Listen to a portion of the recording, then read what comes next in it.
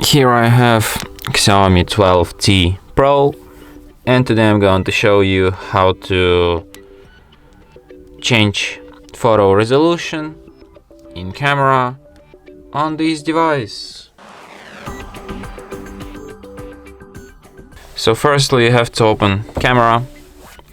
So basically on this device you have only two different resolutions. You have just like normal resolution, which you can access in normal photo mode, and you also have like Ultra HD super high resolution, which you can access by going to more modes, and here you can select this 50 megapixels Ultra HD is on.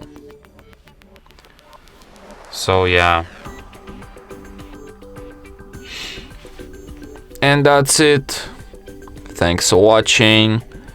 If you find this tutorial useful, don't forget to hit that like button and subscribe to our channel.